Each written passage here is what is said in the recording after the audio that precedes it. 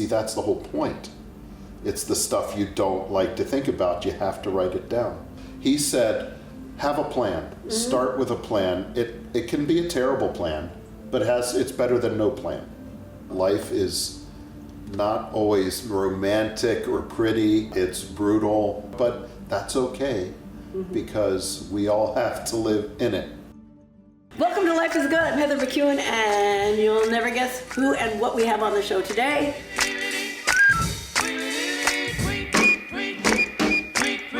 He rocks in the treetop all the day long, hopping and a bopping and a singing his song. All the little birds on Jaybird Street love to hear the robin go tweet, tweet. An actor, a transplant from Baltimore who's lived here how long? Oh, God, since 2003. So, not quite a native, but hey, he's fit in. I've seen him in theater performances, and I know him as a friend. And I'm very fortunate because this man has been through stuff, and he's willing to share it. So if you pay attention, you'll learn as much as I have, or more. Anyway, Ethan Alsruhe. Alsruhe. My name's McEwen, and nobody can pronounce it. My McEwen. name. Yeah, I just said it. My name was James. I got married. It was McEwen, and 16 years of being married. And then what I kept in the divorce? The children and the name. But that's okay. I finally learned how to spell it after 16 years. Well, that's good. Yeah. You can spell your own name. That's I can. It was McEwen. Anyway, so you got a Germanic name. Yeah. And so you were raised in Baltimore. Were you first born American in your family? Let's see, I'm probably like a third generation. Oh, yeah? Yeah, my parents were born in Baltimore, and their parents were born in Baltimore, but my great-grandfather, Alsruhe, Urban Alsruhe, he came from Baden-Baden, Germany. And he originally went to Albany, New York, and he was like this inventor, and he invented these silent elevator brakes called All is Quiet, except the German version of that was Alles ist Ruhe. So, it's like Alsruhe. For some reason, he changed his name to the name of the elevator brakes. Instead of Otis. Yeah, well, we don't know what his actual ancestry was. Because his father's last name was Schlutter, last name. However, they think that Urban may have been adopted. Oh. Yeah. Well, speaking of names, and elevators, escalators on the bottom is Schindler. Yeah. And so my son and I were going up the escalator once, and he said, "Look, it's Schindler's Lift." That's a good one. My son is so funny. Anyway. That's a good one. Yes, I have seen you on stage, my dear. Oh, was it the Underpants? Yes. Okay. And that was very well done. Yeah, Steve Martin wrote that, yeah. Yeah, I like Steve Martin. Yeah, he's great. There's not much he can't do. No, he's very talented. He plays the banjo, too. Yeah, I remember when he started out in comedy.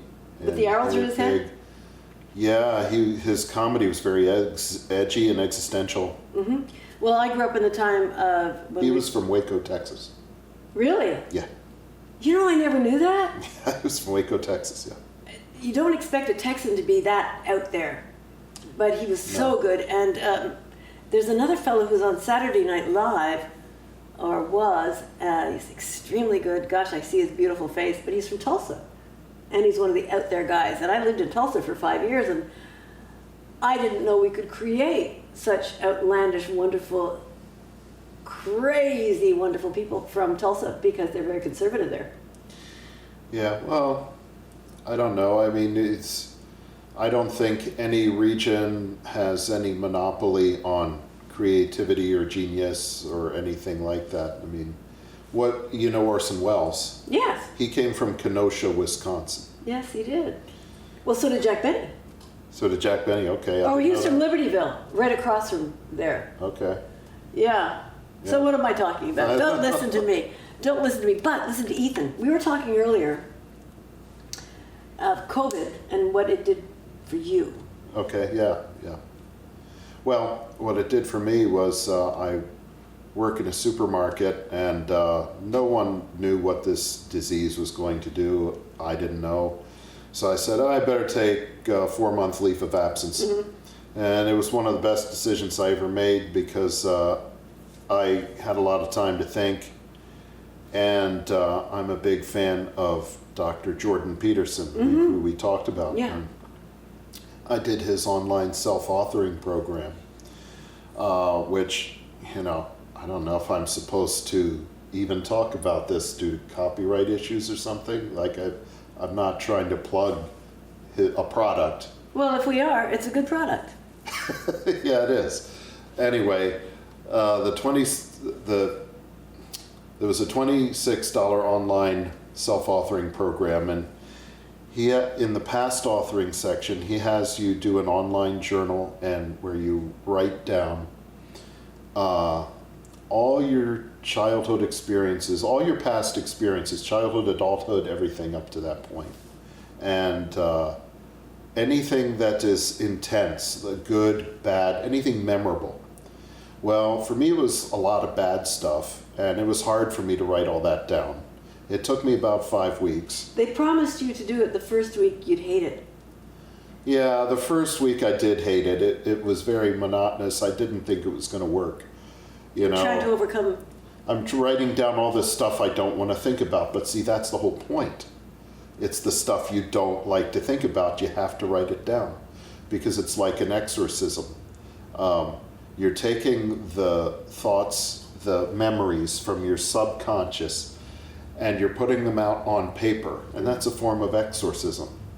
That's a supernatural way to put it, but a more scientific way is Expunging. expunging. You're getting it out of your subconscious onto somewhere else where you can read it and refer to it. Transference.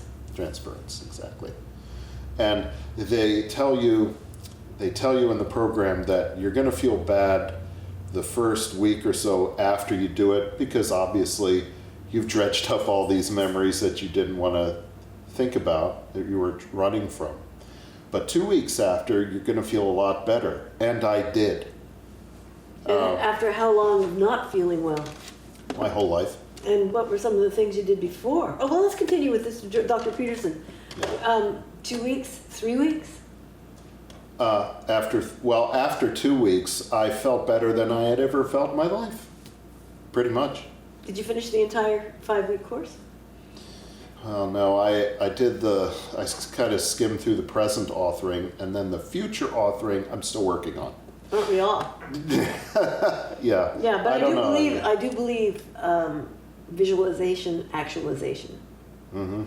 That, touch wood, and thank God, it works for me. Yeah.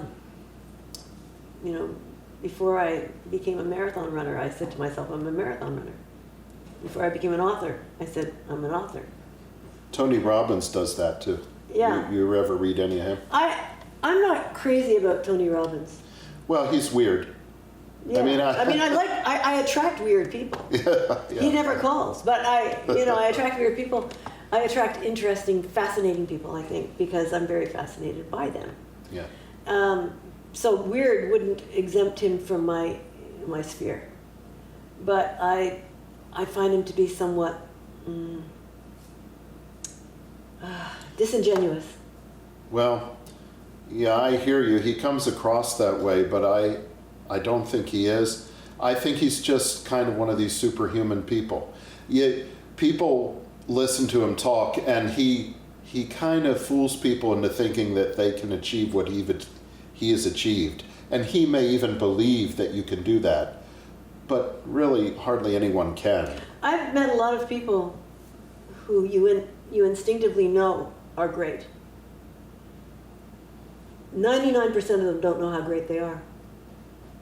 Yeah, I'll agree with that. And they're still striving to be greater because they don't know they've achieved greatness. And I think that's the way a person should be. You should always seek betterment. Absolutely. And becoming stagnant would be death to a lot of people. It is a spiritual death to a great many people. Yeah. And when you said you haven't worked too much on the present Not on the future authoring so much. No, I kind of like have been avoiding that. If you had a goal right now, what would it be? Oh, I have goals. What are they? Don't tell me if you don't want to, because I often find that if you put them out there, the universe catches them and they become diluted. And that's why I'm not going to tell you what they are. But I will tell you that I still have my goals. I'm still holding them close to my heart. And even though I'm getting older, I am going to walk down the road towards realizing them. But what Jordan Peterson teaches us is that it's important to have a goal. Yeah. It doesn't matter if it's the quote-unquote wrong goal or a quote-unquote stupid goal. He said, have a plan. Mm-hmm. Start with a plan. It can be a terrible plan, but it's better than no plan. And so what is going to likely happen with me is I'm going to go down this road, realize that my goals are currently unrealizable, but in finding that out, I may be able to aim more precisely and find a different goal. That's good. Yeah, that's what he says. You're building muscle. You're building Yes. goal muscle. And I think that's half the battle, making a habit. If I wake up in the morning and I don't have anything on, really, like no painting or no this, no that, no this, You feel adrift. I can't allow that to happen, because that's, to me, not so much a wasted day, but a frustrating day where I'm treading water and not going anywhere. Yeah. And I'm not necessarily, and neither are you, obsessively driven, but Definitely not. we just feel better when we've got something going on. Oh yeah. I do Yeah. hope your future, because you haven't acted since COVID, and you say that your job is presently taking everything out of you, but I do hope you don't put your talent on the back burner forever. No, I'm not going to put it on the back burner. In fact, creativity is what is involved in my future goals. Excellent. So it's in there. It's Okay. woven in there. And honestly, I don't feel like I've wasted the last 4 or 5 years at all. In fact, It doesn't sound like it at all. no, I've made bank. I've made a lot of money. Well, for me, okay? For me, I've made a lot of money. And I talked with a friend recently about creativity.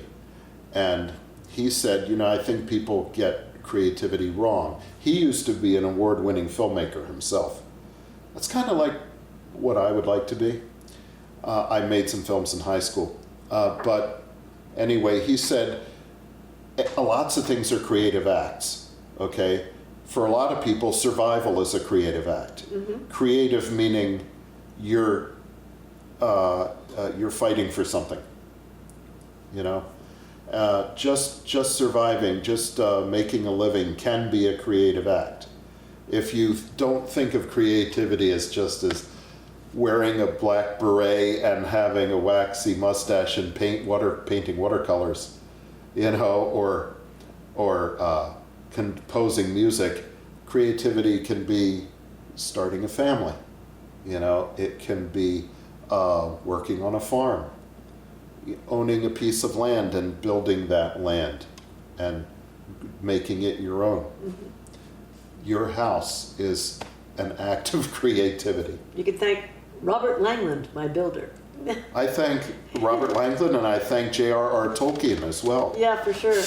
No, I drew this house on a piece of legal paper and met with the builder for the first time. And I gave him a piece of paper. And I said, "Are you interested?" And he looked at it and he said, "Yeah, I am interested." And we met on the property the next day. Yeah.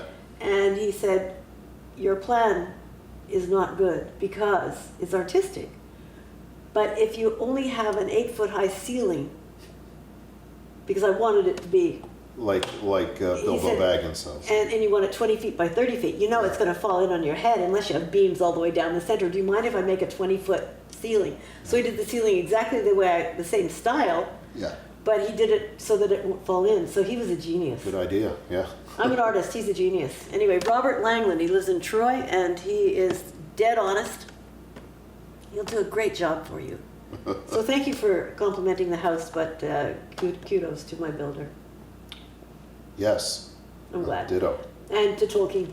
Yes. Everybody Love should, Tolkien. and I live in a shire, so that, you It's know a what I lot find like most the about Shire. dreams and goals, they're almost the same. People fail to dream sometimes, but you can't, we're living in a black and white society. A goal is something that you have to attain, but a dream is something you can picture and comes to fruition. And it's the same thing. Yeah, it is. So in French, a wish is called un rêve, which is a dream.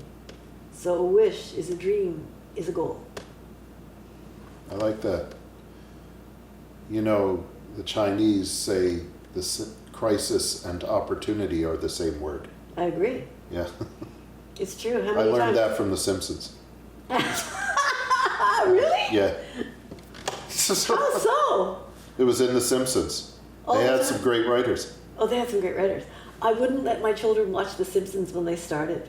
I thought they were dumbing down America. The And- Simpsons sometimes. I mean, it depends. Some episodes are much worse written than others. However, you know what I really, really like? The one with Seth and what's it called? They do spoofs on everybody, and they're so right on. They've done one on Scientology, and they've done one.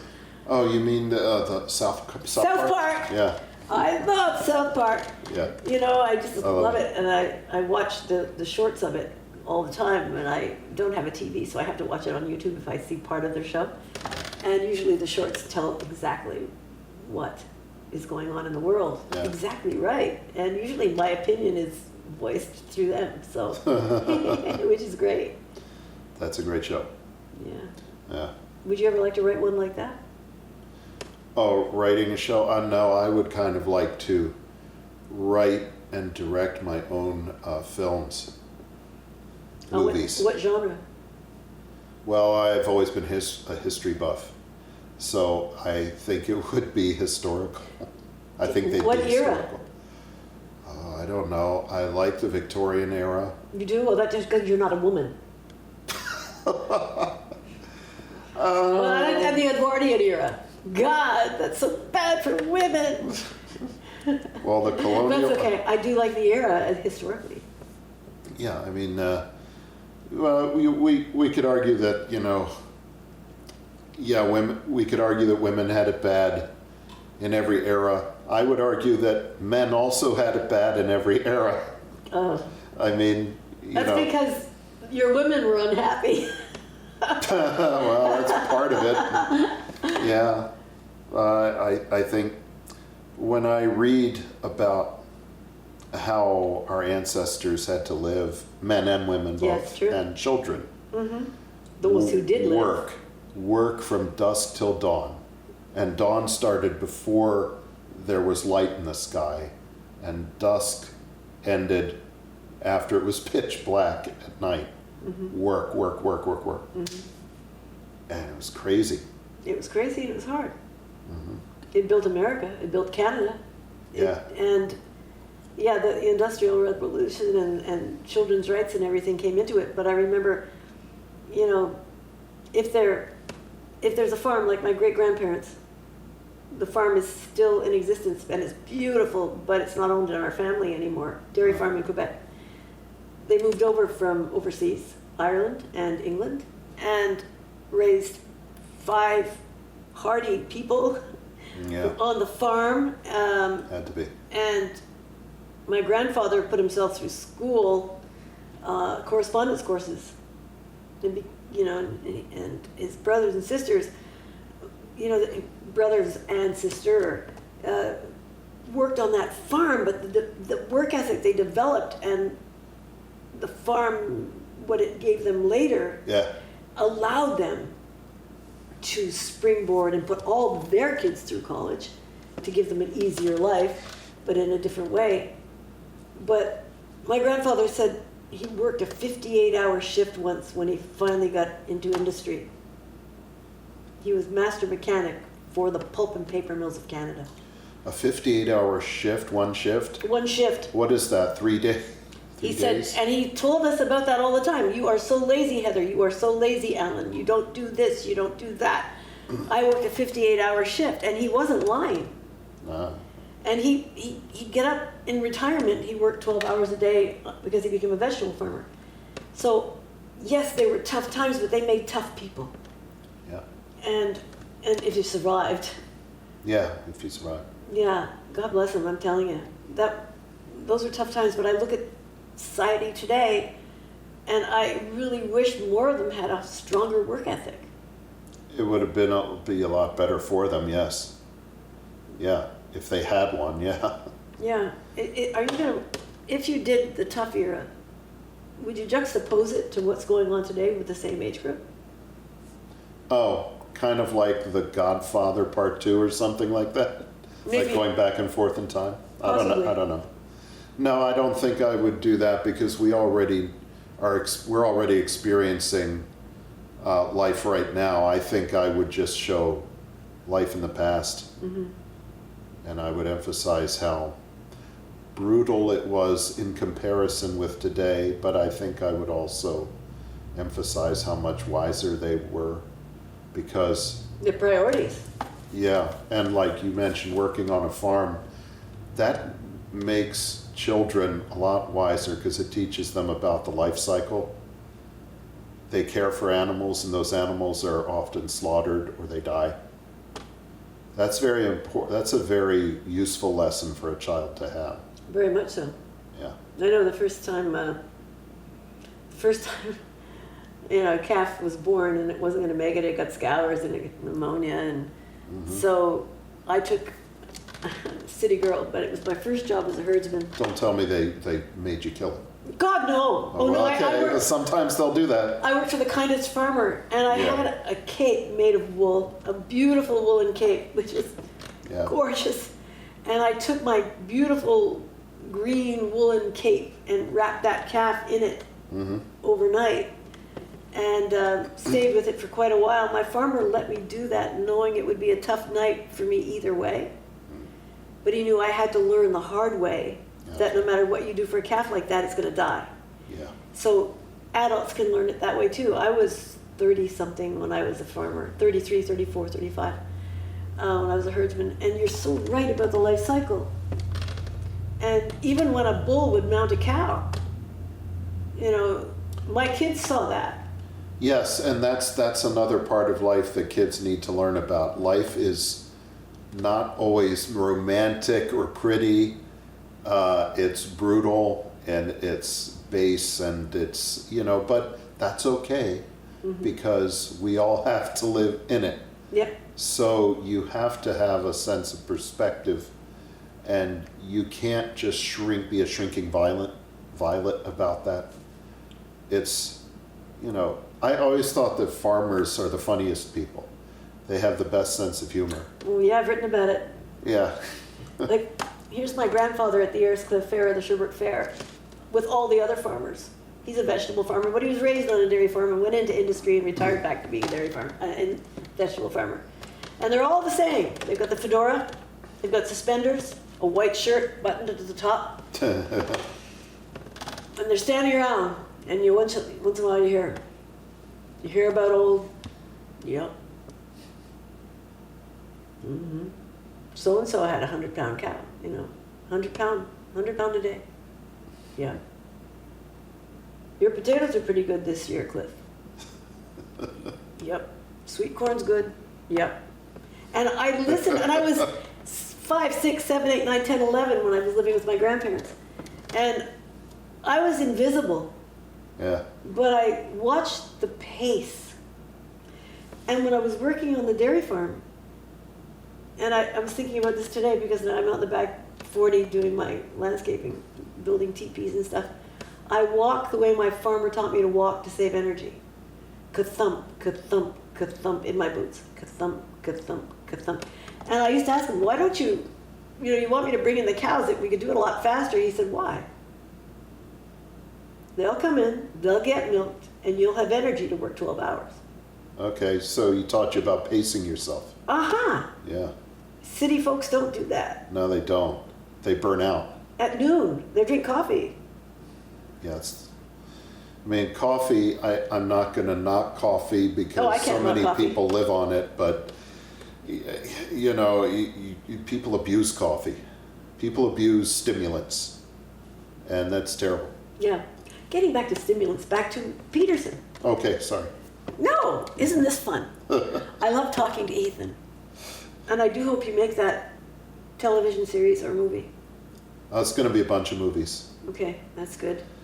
That's good. If you're casting for an old woman, I'll do it. Okay. On stage, I always play the dead woman or the woman who falls down, so I can do dead or I can do falling down. You could play a lot of different, you have a look. You could play a lot of different frontier types, yeah, or 19th century types. You could play it early 20th century. Because I was there. 19th. Yeah. Anyway. Feels like I was there too. Yeah, you probably were. I believe in reincarnation. I'm open to it. Yeah. Yeah, I'm open to it. I think that's what gives you your depth. Some people seem to have old souls. And you hear all this stuff about this kid in India who was born with a mark right here or here, and he'll wake up with nightmares, and his parents will say, "What's wrong, little Apu?" I don't know what his name is. And he'd be like, I dreamed I died in this room right here. And there's my gunshot wound right there. Yeah, and I dreamed I was an old man and I died and someone attacked me. And here's what he looked like. And all this weird stuff that no child should know about, and yet they talk about it. And so there's something to it. Oh, definitely. I've had experience. I'm terrible about digressing. Sorry about that. No, I digress too. Yeah. I should not have a TV show. This is probably going to air yesterday because we digress so much. No, the best TV shows do digress, though. Anyway, back to Peterson. Right. You dealt with depression, like most of us, at one point in our lives. And, mine can be situational and I can get really, really sad for a bit. It's not chemical. And there's a huge difference, but I believe I can know when it's on me that it's going to be short term.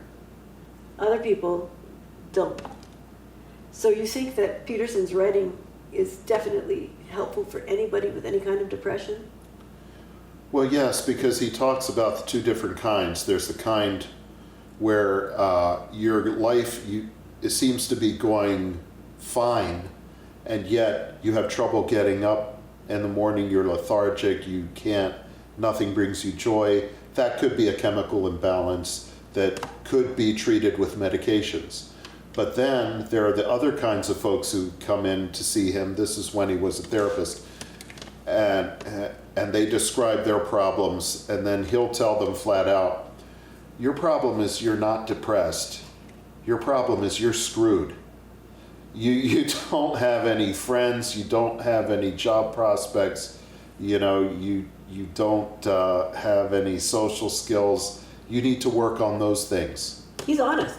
Yeah, he's honest. He's brutally honest, but he loves people. Yeah. It's because he loves people. Well, I watch him a lot. Me too. And actually last winter I watched him an awful lot on relationships. Yeah. I know he's doing a new thing on it. And I'm thinking, well, why didn't I do that when I was 20? Why didn't I know that when I was 30? Why don't I know that now? Because there are patterns in a person's life. There are things that I do that can really affect somebody's opinion of me, romantically or otherwise. Yep. And just because I'm not in their head. And I don't think like they do. But what he does is he broadens the way we can interpret for other people without thinking for them. We think of everything we do having an equal and opposite reaction based on the fact that we don't know anything about that person. Right. And he gently opens your mind to many, many things. Yeah, and I don't want to trigger some of your viewers because I don't want to get into the subject of religion really, but and Jordan Peterson himself specifically does not answer questions about what his religious beliefs are. No. because he doesn't want to go there. And he's Canadian. And he's Canadian. I'm Canadian. When I lived in Oklahoma, I No, but swear to he's- God, they'd knock on your door and say, have you accepted Christ as your Savior? And I just look at them and say, I'm Canadian. Good answer. It's a great answer. And you know, very few people know my face. Very few people know how I feel. And it changes day to day, you know. But That's good. I don't like to talk about God, and there's so many people who want to talk about him with me. It's weird, but he says that before he got into the whole marriage thing that he's doing now, he was into this breaking down the Old Testament and doing kind of biblical studies.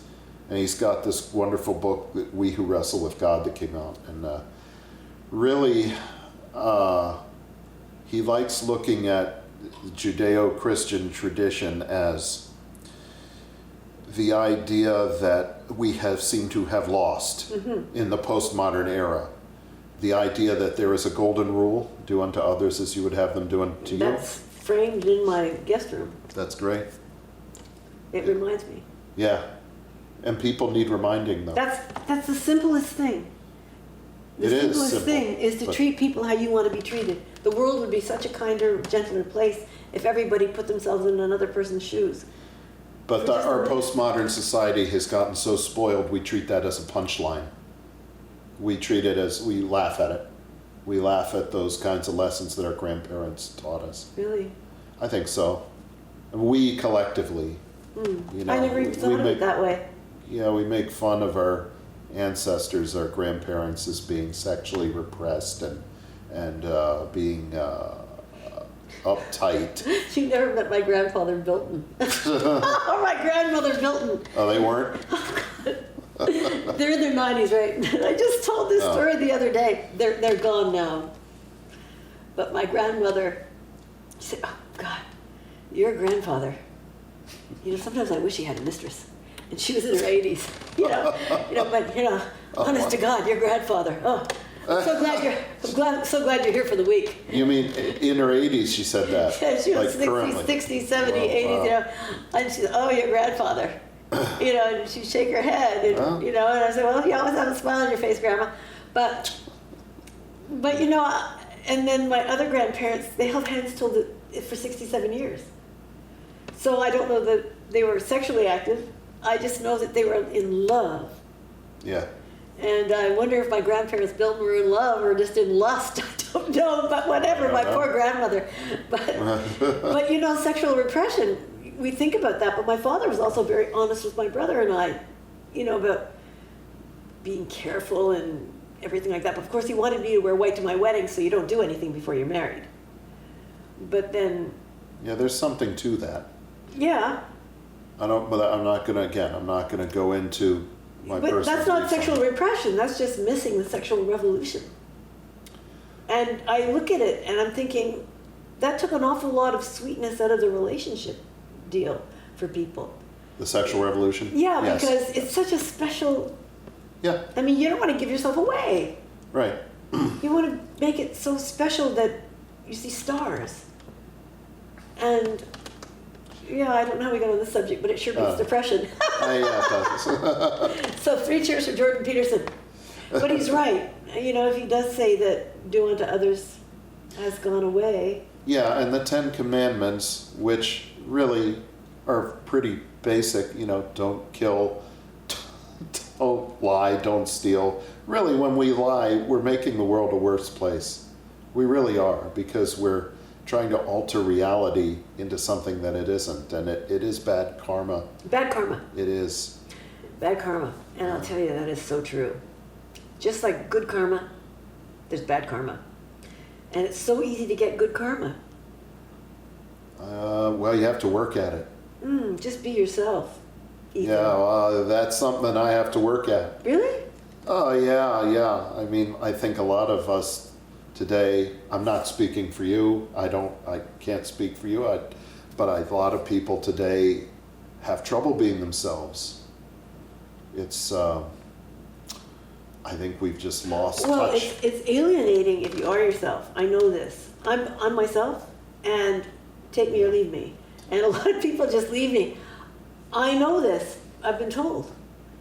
Heather, calm down. Heather, you don't have to talk that way. Heather, don't paint that painting. Heather, maybe you shouldn't sign your name to that article. And in the old days, when I was less secure, and I really, really cared what my father thought, there were times I'm sure I suppressed myself. And that's survival. Yeah. We learn how to do that to survive. Yep. But the older you get, and you're 20 years younger than I am, the older you get, you say, what the heck? I might as well just say it, do it, be it, live it, and the heck with everybody else. Yeah, well, you get so tired of, it's like you get tired of dressing up and putting your best foot forward or trying to conform. And, I don't conform. You don't conform. Well, I don't know what I do. I think Jordan, that brings us back to Jordan Peterson again, which is what I love about him. He says, and this is misinterpreted, but he says, you should try to be like the other people in your community. And when he says that, he does not mean conform. He simply means you should grow up. You should listen to those who are wiser than you, and you should dress like them more or less and act like them. Again, not to conform, but because if you consider yourself an island and you just want to just be you, well, that comes with problems. It comes with its own set, like you said. It's alienating. Okay, I agree with him 100% on that. Look at children who are in there. If you have children who are in their terrible twos, you know what I'm talking about. Yeah. And some people never really spiritually outgrow that. Spiritually, you can outgrow anything if you have a spiritual life. Because you're not going through life alone. You're going through life with your ancestors. You're going through life with everyone you ever met in your life, because you pick up their love. You pick up the good things. You pick up the bad things sometimes. That doesn't mean you have to live the bad things. This house, for instance, when I moved in, it was cold. I moved from a house that was an 1868 Victorian to this house. In the 1868 Victorian, I moved in, it was already inhabited by good vibrations and Christmas dinners and Thanksgiving dinners and Seders and Passovers and everything. It had all been in that house before I moved in. And I moved in and I was embraced by the house and its energy. This house I moved in alone, and it was a vacuum. And I felt so rife, empty of life. And then I started having friends over, and then I started having Airbnb. And everybody who comes in here leaves a little essence of themselves to make the house warmer. Oh, I like that. And I believe that if you're in a community, the community can be with the essences of people too. And I agree with Jordan Peterson that you have to fit in order to be heard. And you have to listen in order to be aware of where you are. Yeah. It's just like the golden rule, You wouldn't want some adult baby having to deal with an adult baby, and there are a lot of them out there. But I look at this house now, coming back to the house, and it definitely doesn't seem cold to me. No, not anymore. I'm sure you've shown videos of your house before. If you haven't, you should. Well, people come in, and the Airbnb people like it, and they take pictures, but they leave some of themselves. I had this lovely young lady here last week. I don't get any Airbnb since Canada shut its borders. I mean, when Canada boycotted the States, I lost my Airbnb business. But a reporter from 7 Days named Lucy came and stayed here to do a story on Newport. And she brought in some really great energy. And it's sustaining me through the month. This energy she brought. She's a Fulbright scholar. She went to Germany for the Fulbright scholarship, and it was research rather than other ways. She was seeing how the people from the Sudan were accepted and fit into the German society. So it was an enriching experience for her, certainly, but she added her own soul to it. Yeah. And so when she came to this house, she didn't have to tell me all of that without me seeing her. She was like a sparkler. Yeah. And, you know, she sparkles all over the place. And if I get no more Airbnbs all summer, Lucy's will help me. At least you have her, yeah. Yeah, That's that great. energy, you know, so you probably feel a lot of Lucy left in here. Yeah. Well, Yeah. I always feel it as Tolkien, but maybe it's Lucy. Maybe it's both. I don't know. Tolkien too. I think hobbits had it right. Yeah. Well, but, you know, Frodo had a point. You know, you can't just stay in your hobbit hole forever. You got to go out. And friendship is Fight important. Smog the dragon and take the ring From Golem. from Golem and throw it into the fires of Mount Doom. I agree, but But he did come back to Hobbiton.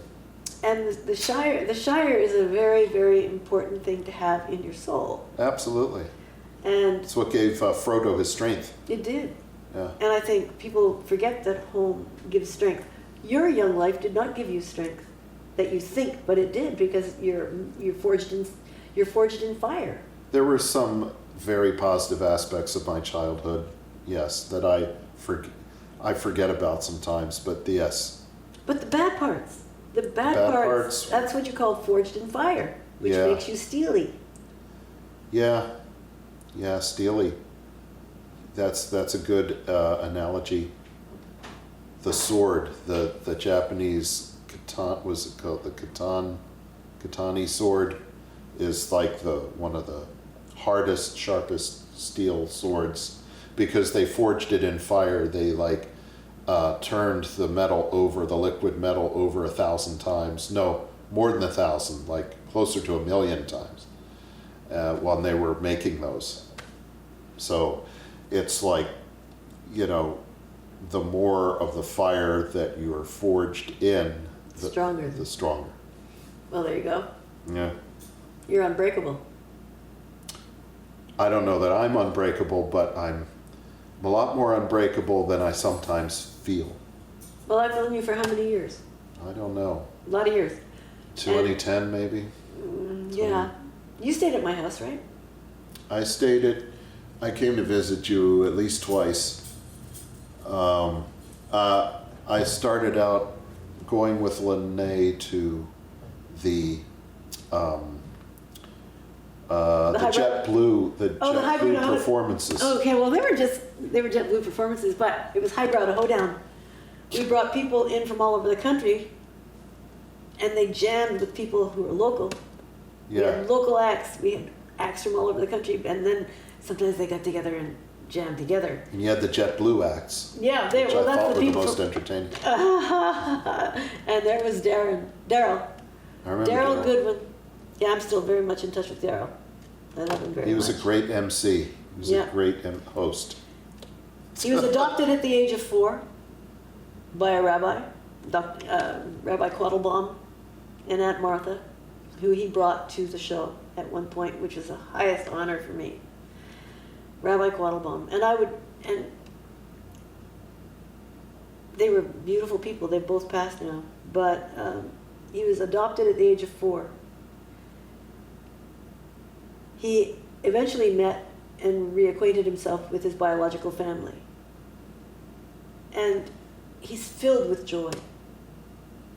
And I used to go to his shows. He put on shows like I did. I put on fundraisers in Vermont, and he puts them on in Harlem. Yeah. And he would rent the Harlem Room. He had a lot of overhead. I had 0 overhead. Even the Opera House gave it to me at cost, you know, because it was raising money for schools. But he was raising money for the family's scholarship program, sending young black children to college who could not afford it. And I don't know how many they've put through. Uh-huh. It was the Rabbi Quattlebaum Scholarship Fund. Wow. So I would go to these things. Daryl, he called me once and he says, hey Heather, who was that guy who sang such and such a song? I want him in my show. And I went, okay. So I get a call from, you know, the guy who sings, in the jungle, the mighty jungle. Yeah. He said, he put me on the program. Daryl Goodham put me on the program, and he didn't ask me, did you say I was going to be on the program? I said, no, I told him to give you a call. And he said, well, I'm on the program in the Harlem Room. I guess we better go. And I said, that's how Daryl gets that's how he gets his programs going. And he's magic. So I went to that show, and 200 people in the show, canapé, hors d'oeuvre, open bar, a lot of overhead. Yeah. 200 people. They were all related. Yeah. All related to Daryl. And so at the end of the night, I said to Daryl, how did you do? You know, they raised thousands and thousands of dollars in one night with that overhead. And he gave me a great big kiss. And I said, Daryl, you're going to turn me into a gay man. He said, you'll love it. You'll love it. And Jay from the Tokens was there, and he just looked at me. He said, I don't think you'll love it, Heather. I went, no, I probably won't, but I love Daryl. You know? Anyway, those shows were great. I'm glad you came. Yeah, I remember Daryl. He said something like, I'll never forget him saying, yeah, I guess I'm a nocturnal kind of guy. I don't know what he was referring to, but probably the previous act or something. Like, he was really good at ad-libbing. Totally. Yeah. And you should see him on an airplane. Oh, he's the same way? Same way, on an airplane. That's great. Yeah, he does the safety demonstration, you know, and he said, and you all know this, but I'm going to make you listen to it again, and that's going to be a test. And, you know, people just automatically listen because he's got that gravelly voice and that sense of humor. I had a guy like that just a few weeks ago when I came back.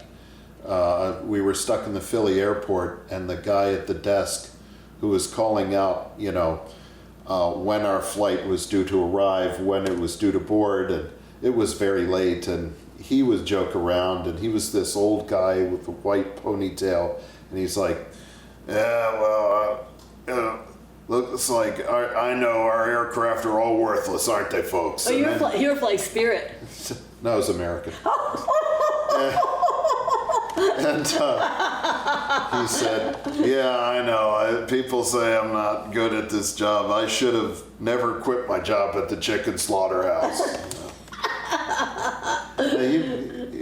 That's why I miss working there, or any airline. We always have that kind of personality, and I spent a lot of time laughing when I was working there. Yeah, like I said, when I came up to check my bag, he's like, are you Ethan? I'm like, yep. He's like, you know, you're supposed to say guilty as charged. I'm like, okay, guilty as charged. That's who you want to work for an airline. Yeah. You know, someone says, we're canceled, but I can dance. You know, or it's stuff like that. Anyway, what else do you want to talk about? Because I'm just enjoying this. But oh, I don't know. Yeah, I could talk about lots of things, but I don't want to bore your viewers. Listen, they see my face. This is true.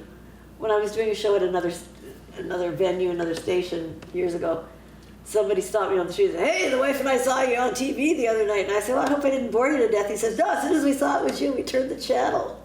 And I'm thinking, I thought it, loved it, you know, because no, I'm not a consummate entertainer, but you certainly are. And the next time you're behind the camera and directing and writing, I really, really would like to see that. Oh, thank you. Thank you. And if and when I do that, you're going to be involved in some capacity. Okay. I don't know what capacity I'm going to be involved yet. I don't either. I was in a movie last year.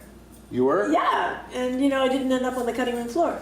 But it was 2 lines, and after 12 hours on the set, it became for Margot and I to say our lines. We both looked at each other and we said, I don't remember our lines. Well, what was the movie? Who was the actors? Christmas Cowboy.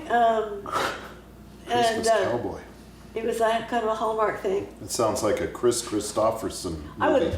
He made a movie here in Newport. Yes, he did. Disappearances. Disappearances, directed by Jay Craven, I think. Yes, one of the best movies ever. And if you live in this kingdom, if you live anywhere in the world, watch it.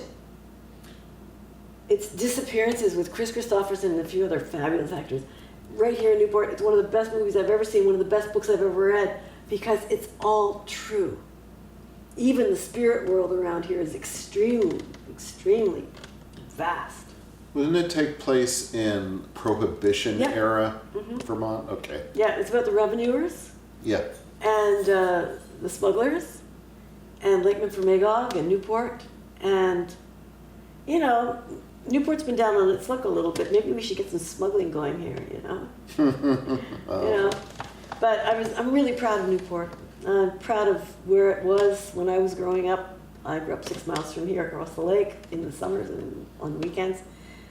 And I did an interview this week, and they said, what do you think of Newport's future? And I said, San Francisco, the earthquake, rebuilt. Berlin, after the war, rebuilt. London, after the war, rebuilt. Hiroshima, Nagasaki, rebuilt. New York, after 9/11, rebuilt. Newport, we've got the same genetic code of the Germans, the English, the Japanese, Native American. French. Yeah. We've got it all here with our DNA, with our genetic memory, rebuilt. Yeah. And I have no doubt that it will be great again. I think it's great now. I do too. It can be greater, and it wants to be economically. Yeah, I think it can be. And It's a beautiful area. beautiful people. Yeah. You know, they've got work ethic. You know, this area is a great place to make a movie in. Why don't you? Well, we were talking about Disappearances. Yeah, why don't I? Your crew could stay here. Oh. Wow, they love it. I'll sleep in the attic, which is okay. We could fit the skinniest crew member in this closet. Yeah. There you go. You can be there with my snowshoes, or you can be there with my water ski. But It wouldn't be me. Not yet. well. We'll see. I'm working on it. We don't know when Ethan's coming back to see us again, but Ethan will come back, and this time you haven't got your movie with you, but you've got it in your head. Yeah. Ideas plus energy equals results is my motto, and you've got ideas, energy, and I'm waiting for the results. Oh, well, thanks. No pressure. It's an idea that I really think you can run with, Yeah. with which you can run. Yeah. It's like fragments of ideas that I'm putting together. Yeah, and you're young. Thank you. Yeah, so I mean, I don't hear that. give yourself a deadline. You know, I always say, give yourself a realistic deadline and work towards it. Yeah, well, what I'm doing now is I'm thinking, like, the first movie I make, you know, I'm going to try to put it online. Maybe I'll get a couple likes. Second movie I make, maybe I'll get 20. The third, maybe I'll get like 200. The fourth, maybe it'll be like a couple thousand. You know how it's like the Pareto principle, just the accumulation of success just builds and builds and builds.